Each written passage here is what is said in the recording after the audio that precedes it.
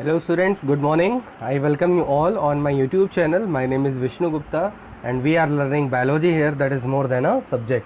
Today is 15th of May and we are learning human health and disease, and as I was preparing for the presentation for you, then I was observing that this lesson is going to be more interesting in the further. It is going to be more interesting because I will connect all the topics with the present scenario, and definitely you will be having more knowledge about the coronavirus and how we can combat with the to the corona virus. Clear? तो let's start the session को start करते हैं बहुत ज़्यादा enthusiasm के साथ with a very motivational quote. बहुत अच्छी लाइन लेके आया हूँ. लेट्स सी क्या है और कैसे हमें एनर्जी मिलती है, हमें जानने को मिलता है. हाँ, ऐसा भी कर सकते हैं, सही है. ठीक है, देखो आपके पास अपने सपने को हकीकत में बदलने का समय केवल आज ही है. अगर आप सोच रहे हो कि चलो ठीक है कल को, मन में तो है, सपने तो हैं, आपको डॉक्टर बनना है, आपको मेडिकल फील्ड में जाना है, बहुत प्रिपरेशन करनी है, वो ड्रीम ही है, but you are not doing towards that. उसके लिए कुछ कर नहीं रहे हो. ठीक है, तो अगर आप सोच रहे हो कि that one time will come, no, that time starts from today. वो आज से ही स्टार्ट हो रहा है. ठीक है, तो बदलने का समय केवल आज ही है. कल कौन जाने आपके पास समय हो या ना हो. कल को आप पता लगा कि मार्क्स कम आ गए तो आप उसमें जो है डिप्रेशन में आ जाओगे, टेंशन में आ जाओगे, कहोगे तैयारी कैसे करें. ठीक है, बहुत सारी ऐसी होती है जो मोरल डाउन कर देती है. ठीक है, तो आज ही से अगर प्रिपरेशन करोगे तो कंफर्म है आपका मोरल कभी नहीं डाउन होगा और आप लाइफ में ज़रूर सक्सेस आपको मिलेगी. तो लेट्स स्टार्ट द सेशन को स्टार्ट करते हैं with this motivational line. Yesterday we have finished the bacterial disease. कल हम लोगों ने बैक्टीरियल डिजीज़ के बारे में पढ़ा था. So many bacterial disease I told you. ठीक है, and by studying these bacterial disease one thing we came to know that in the severe condition we can control these bacterial disease. Mostly जो bacterial disease हैं इनको हम क्या कर सकते हैं, कंट्रोल कर सकते हैं, मतलब इनको हम क्योर कर सकते हैं. ठीक है, but now we are going to study about the viral diseases. Do you know the differences between the bacteria and the virus? Bacteria are the prokaryotic organism, but we cannot classify the viruses in any of the kingdom. किसी भी class में, किसी भी kingdom में हम classify नहीं कर सकते, because you know that viruses are the chain of the living and non-living. When they are outside the host they don't show any metabolic process. When they come inside the host they show metabolic process. So this is the basic difference, and virus do not have their own cellular machinery like as bacteria can perform all the function by using its own cell. But when the virus enter in the host, the virus use the cellular machinery of the host. That's why viral diseases are more affected, बहुत ज़्यादा affected होती है, काफ़ी harmful होती हैं for the body, for the human being. ठीक है, तो लेट्स स्टार्ट करते हैं वायरल डिजीज़ में. The first of all the viral disease common cold. सबसे देखो कॉमन है ये, तो कॉमन कोल्ड है. सबसे ज़्यादा जो कॉमन इन्फेक्शियस डिजीज़ है वो कॉमन कोल्ड है. हर सेकेंड मंथ या थर्ड मंथ में हम जो है कॉमन कोल्ड हमें हो ही जाता है, चाहे वो थोड़ा सा ज़्यादा हो चाहे थोड़ा सा कम हो, लेकिन होता ज़रूर है कॉमन कोल्ड. जैसे सीज़न चेंज होता है, ठीक है, अगर हम ज़्यादा कहीं पे भीग जाते हैं, कहीं पे ज़्यादा कोल्ड के कांटेक्ट में आ जाते हैं तो कंफर्म हमें कॉमन कोल्ड हो जाता है. ठीक है, अब इसका नाम कोल्ड इसलिए पड़ा है क्योंकि इसमें थोड़ा सा बॉडी में ऐसी कंडीशन क्रिएट होती है जो कोल्ड में ही क्रिएट होती है, वो समर में नहीं होती. ठीक है, अब देखो कॉजेटिव एजेंट, इसके 100 टाइप ऑफ राइनो वायरसेस होते हैं, मतलब एक दो नहीं होते हैं, 100 टाइप्स ऑफ राइनो वायरसेस होते हैं. तो कह सकते हो इसका पॉजिटिव एजेंट राइनो वायरस है, लेकिन इसके 100 टाइप्स होते हैं. ठीक है, आप सब लोग को कॉमन कोल्ड हुआ होगा, कोई ऐसा नहीं होगा जो इस प्लेटफॉर्म पे पढ़ रहा होगा और उसको कॉमन कोल्ड नहीं हुआ होगा. तो देखो डिजीज़ेस को बहुत ज़्यादा यहाँ पे रटना नहीं है. आपको कॉमन कोल्ड हुआ है, आपको पता है कि कैसे होता है. ठीक है, इसमें क्या क्या होता है, हेडेक होता है, स्नीजिंग होती है, कफिंग होती है ना. ठीक है, और हम ऐसी कंडीशन में हमें कोशिश करनी चाहिए कि we should not share any utensil, any object with healthy person. जैसे we are using pen, we are using our towel और हैंकरचीफ, तो we should not share those thing with the healthy person. हमें अपने friends के साथ या और किसी के साथ उसको शेयर नहीं करना चाहिए. और we should cover our mouth. देखो जो प्रेजेंट सिनेरियो है, जो प्रेजेंट टाइम है, एकदम सेम कंडीशन है कॉमन कोल्ड की, लेकिन कॉमन कोल्ड जो है वो 3 से लेके 5 दिन के अंदर ठीक हो जाता है.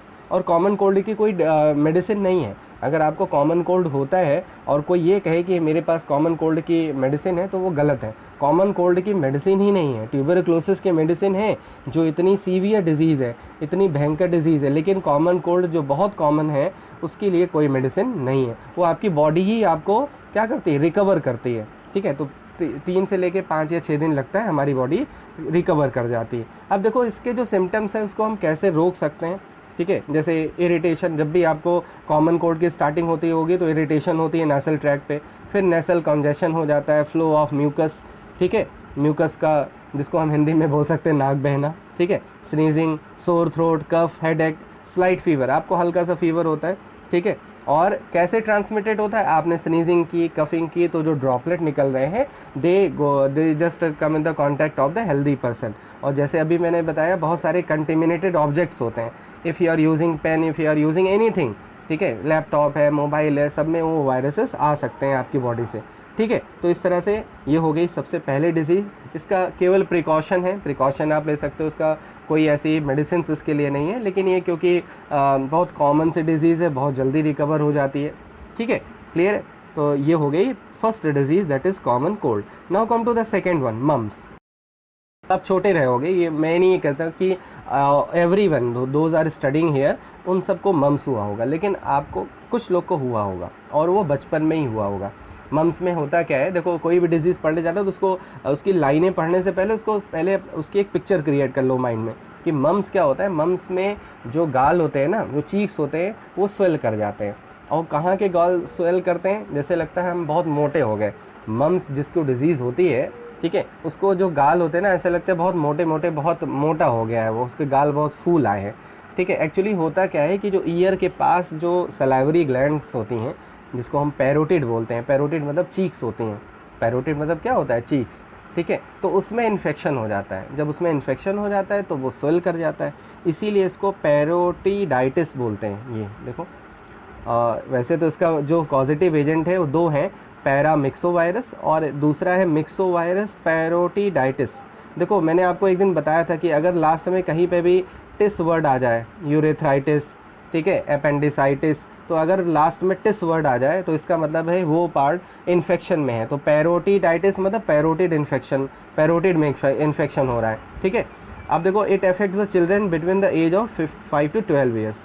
ठीक है, मैंने बताया ना कि बहुत ज़्यादा, अगर किसी की एज ज़्यादा है तो mumps do not effect on the मतलब at a certain age they can have the higher effect.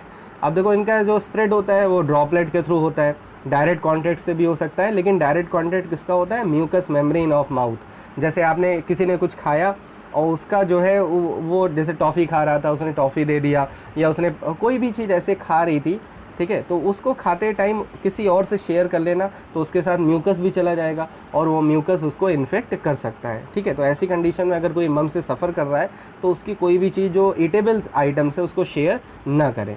ठीक है, अब देखो इसके सिम्टम्स क्या है, मैंने अभी बताया ना कि पैरोटिड ग्लैंड में इन्फ्लामेशन हो जाता है, और ये कहाँ पे होता है, ईयर्स के पास होता है। आल्सो अब देखो जो सीवियर कंडीशन होती है इसमें ओवरीज और टेस्टिस पे भी इफेक्ट होता है। तो अगर ओवरीज और टेस्टिस अफेक्टेड है तो कंफर्म है इनफर्टिलिटी की प्रॉब्लम हो सकती है अगर इसको जल्दी से ट्रीट ना किया गया तो। अब देखो 1 अटैक गिव्स, यहाँ पे एक लाइन लिखी हुई है, 1 attack gives a long life immunity.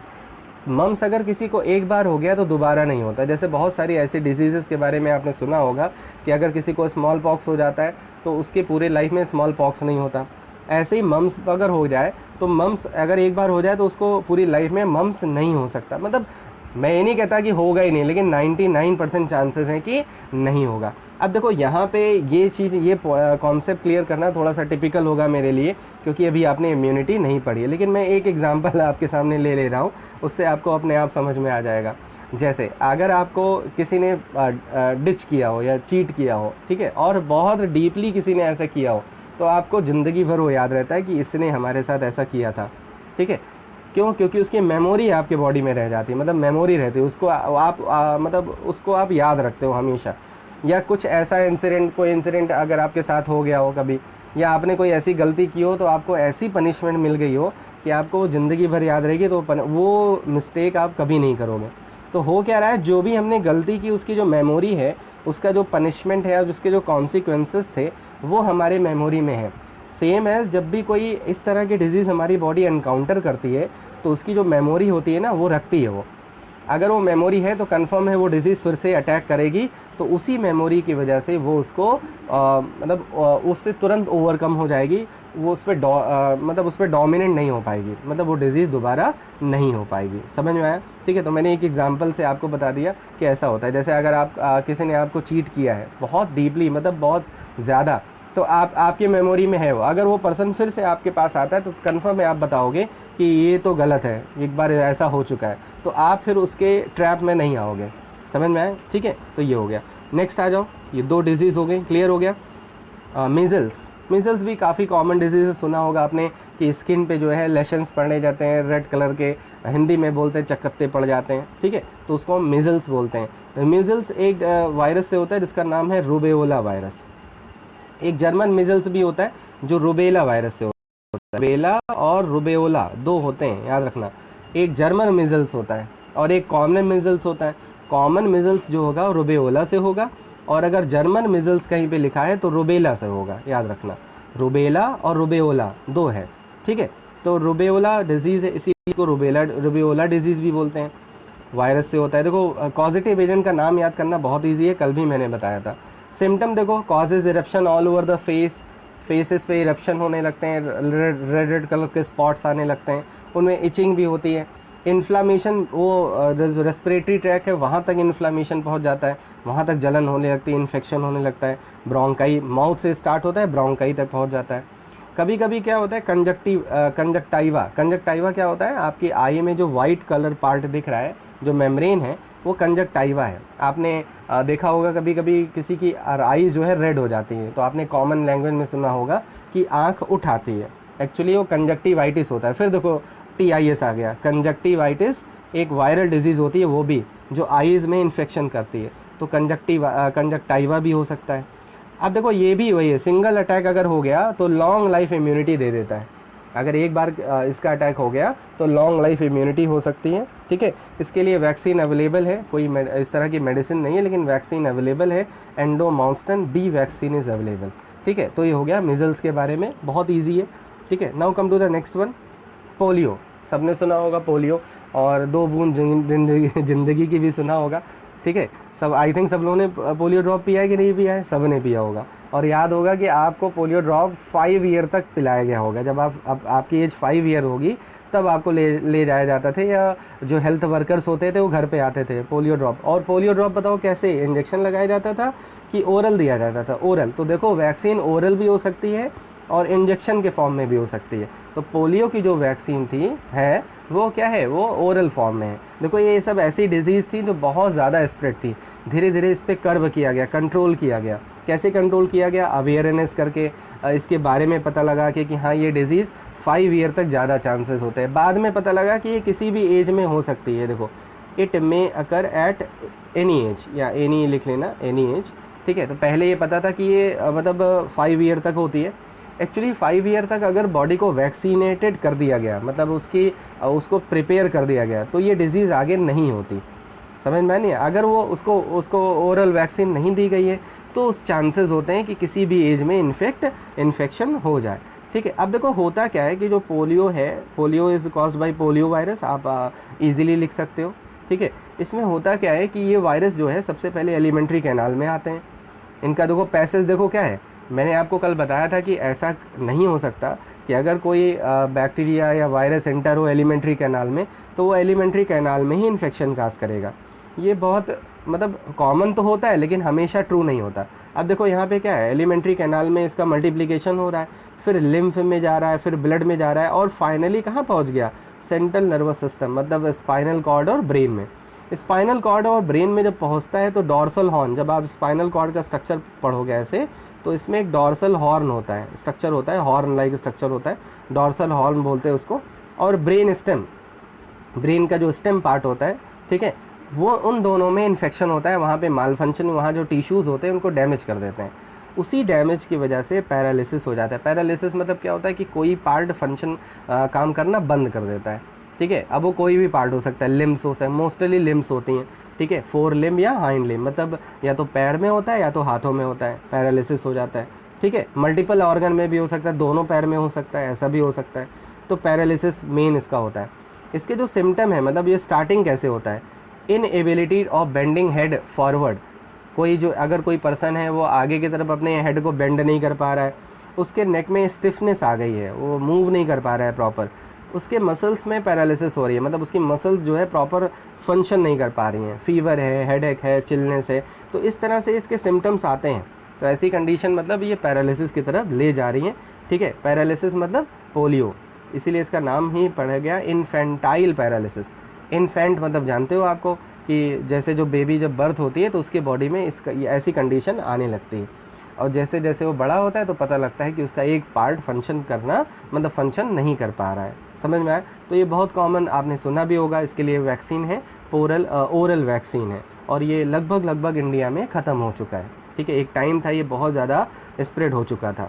Now come to the next part, last है ये इन्फ्लुएंजा, फ्लू, ठीक है। देखो ये सबसे खतरनाक है फ्लू। आपने स्वाइन फ्लू सुना है, आपने एवियन फ्लू सुना है? ज़रा कमेंट बॉक्स में लिखना कि what is the positive agent of the swine flu and what is the positive agent of the avian flu. Avian मतलब बर्ड फ्लू, ठीक है। बर्ड फ्लू और स्वाइन फ्लू, दो टाइप के फ्लू अभी जल्दी में हुए थे ना, और ये चाइना में ही इंट्रोड्यूस हुए थे, चाइना में ही सबसे पहले रिपोर्टेड हुआ था, ठीक है। तो ऐसे ही जितनी भी एनिमल से रिलेटेड डिजीज़ होती है वो लगभग चाइना में आती है। तो आपने बहुत सारी न्यूज़ पढ़ी ली है तो मुझे बताने की ज़रूरत नहीं है। अब देखो फ्लू क्या है, इन्फ्लुएंजा, इसको इन्फ्लुएंजा बोलते हैं और कॉमनली फ्लू बोलते हैं। It is caused by influenza virus, ठीक है। आपने अभी फुल फॉर्म सुना है ना, सार्स, सब लोग जान गए होंगे, सीवियर एक्यूट रेस्पिरेटरी सिंड्रोम, ठीक है, सीवियर एक्यूट रेस्पिरेटरी सिंड्रोम। तो ये रेस्पिरेशन से रिलेटेड होता है ना, और ये जो कोविड मतलब जो कोरोना है वो किस टाइप का वायरस है, सार्स वायरस है। देखो यहाँ पे भी क्या हो रहा है, एक्यूट रेस्पिरेटरी ट्रैक इन्फेक्शन, ठीक है। यहाँ पे ट्रैक में इन्फेक्शन हो रहा है। ये एपिडेमिक भी होता था एक टाइम ये भी था कि ये पेंडेमिक भी हो गया था, ठीक है। तो उसको कर्व किया गया, जैसे अभी मैंने बताया ना, एवियन फ्लू, स्वाइन फ्लू, ऐसे जो डिजीज़ेज़ हैं वो बहुत जल्दी मतलब स्प्रेड होते हैं, ठीक है।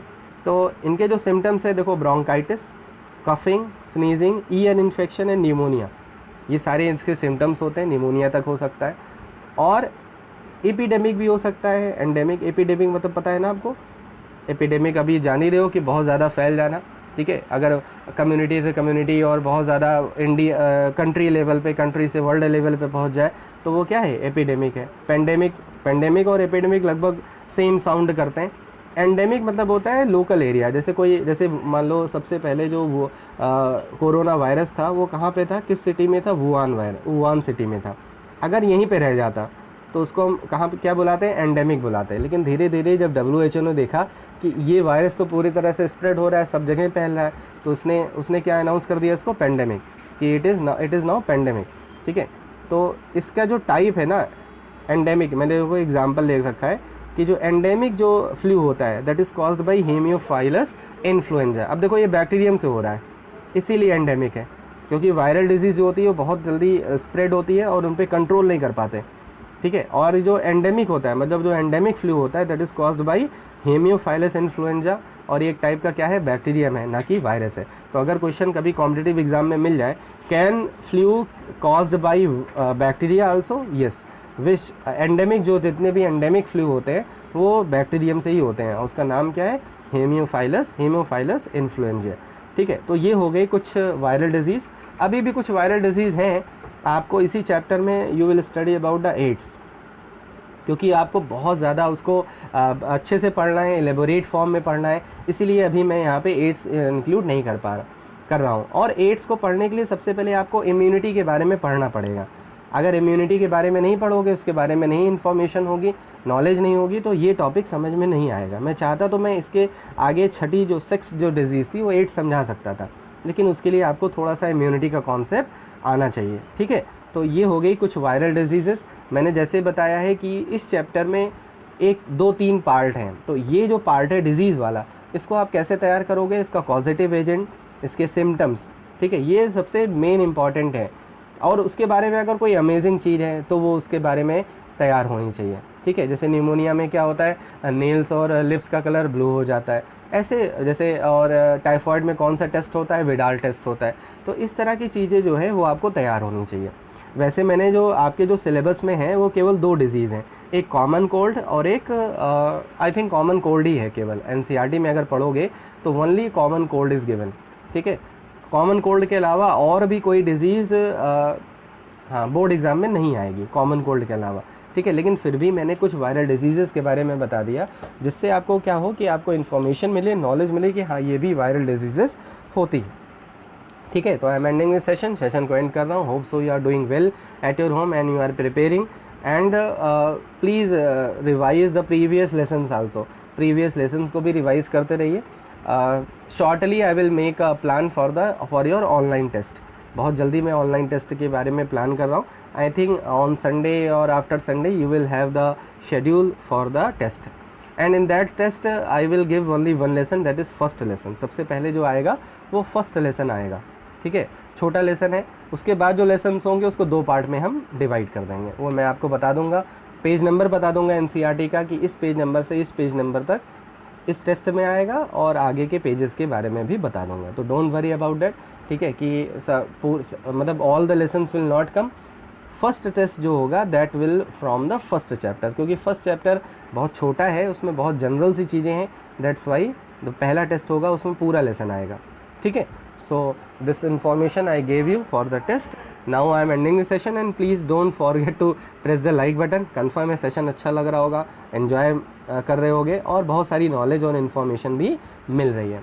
तो मैक्सिमम शेयर करना, जिनको डिजीज़ के बारे में पढ़ना है, चाहे जो भी हो, मतलब एक्सक्लूडिंग 12th क्लास को छोड़ के, वैसे तो 12th क्लास के सिलेबस में है, लेकिन अगर कोई और भी स्टूडेंट डिजीज़ के बारे में पढ़ना चाहता है, इम्यूनिटी के बारे में पढ़ना चाहता है, तो उसको भी बुला लो, ठीक है, और उसको मैक्सिमम शेयर करो। तो I am ending the session, stay at your home, stay safe, जय हिंद, जय भारत, गुड बाय।